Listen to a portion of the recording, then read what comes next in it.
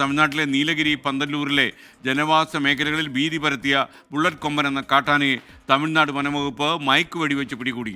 അയ്യൻകൊല്ലി ആംകോ തേയില ഫാക്ടറിക്ക് സമീപത്ത് വെച്ച് പിടികൂടിയ ആനയെ മുതുമല തെപ്പക്കാട് ആനപ്പന്തിയിലേക്ക് മാറ്റിയിട്ടുണ്ട്. സുർജിത്ത് അയ്യപ്പത്ത് വിവരങ്ങളുമായി ടെലിഫോണിൽ. സുർജിത്ത്, കൂടുതൽ വിശദാംശങ്ങൾ പറയൂ. SKN കഴിഞ്ഞ ഏതാനും നാളുകളായി ബുള്ളറ്റ് എന്ന് വിളിക്കുന്ന ഈ ഒരു കൊമ്പൻ വലിയ രീതിയിൽ ഭീതി പടർത്തിയിരുന്നു. ഈ ആനയെയാണ് തമിഴ്നാട് വനംവകുപ്പ് മയക്കുവെടി വെച്ച് പിടികൂടിയിരിക്കുന്നത്.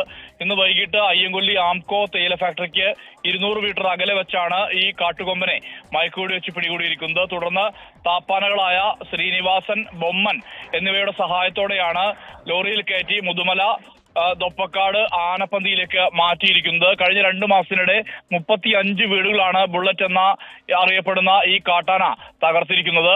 വീട് തകർത്ത് ഭക്ഷണ സാധനങ്ങൾ എടുക്കുക എന്നുള്ളതാണ് രീതി. ഇതോടെ നാട്ടുകാർ വലിയ രീതിയിലുള്ള പ്രതിഷേധം ഉയർത്തിക്കൊണ്ടുവന്നു. ഇതിന്റെ ഭാഗമായാണ് വനംവകുപ്പ് ശക്തമായ നിരീക്ഷണം നടത്തിയത്. എന്നാൽ കഴിഞ്ഞ ദിവസം വീണ്ടും വനംവകുപ്പിന്റെ കണ്ണുവെട്ടിച്ച് ജനവാസ മേഖലയിൽ ഈ കാട്ടാന ഇറങ്ങി വലിയ രീതിയിലുള്ള ബുദ്ധിമുട്ടുകൾ സൃഷ്ടിച്ചു. 2 വീടുകളാണ് ആന തകർത്തത്. ഇതോടെയാണ് ഈ നാട്ടുകാർ വീണ്ടും പ്രതിഷേധവുമായി രംഗത്തെത്തിയത്. ഈ സാഹചര്യത്തിലാണ് ഇപ്പോൾ മയക്കുവെടി വെച്ച് ആനയെ പിടികൂടിയിരിക്കുന്നത്. SKN സുർജിത്ത് അയ്യപ്പത്താണ് വിവരങ്ങൾ നൽകിയത്.